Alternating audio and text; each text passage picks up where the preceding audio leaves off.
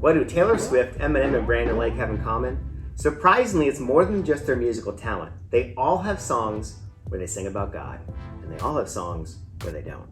Welcome to Theology Made. I'm Jordan, and let's look at a question every youth group has asked. Non-denominational community youth groups. Should Christians listen to secular music? The devil's music. And by the end of this video, you will either see a whole different perspective, or let me hear your approach in the comments.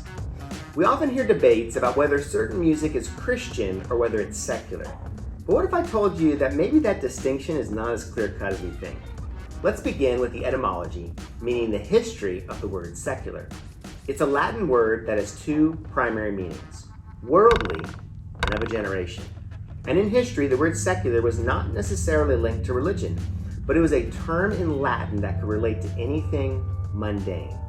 In fact, there were even secular priests in the Middle Ages. Both holy and secular. So how did it then get connected to religion? Well, you can thank the monks for that. As Christians, we embrace that God exists outside of time.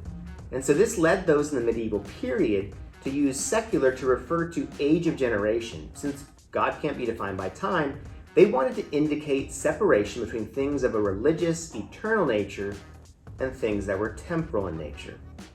And the word secular, it wasn't meant to be hostile towards Christianity. During the Reformation, Martin Luther called secular work a vocation, that they were called by God to do secular work. However, over time, particularly in the 20th century, secular took on that first meaning worldly and abandoned the second meaning of a generation, thus creating a dichotomy between what is Christian on one hand and what is secular or worldly on the other. So music then becomes an A or B choice. Either it's Christian music or it's secular.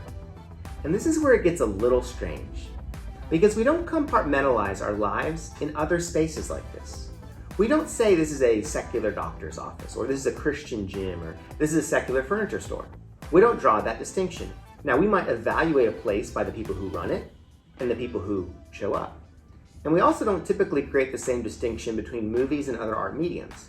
We don't tend to say, I won't see a new Avengers movie because it's secular, or this architecture is secular. And in a similar way, music transcends simplistic labels. Take Beethoven's Fifth Symphony.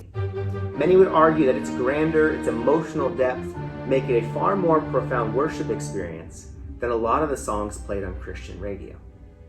But here's where it gets interesting. Can music be saved? And the answer is no, because there's music that talks about Jesus and music that doesn't.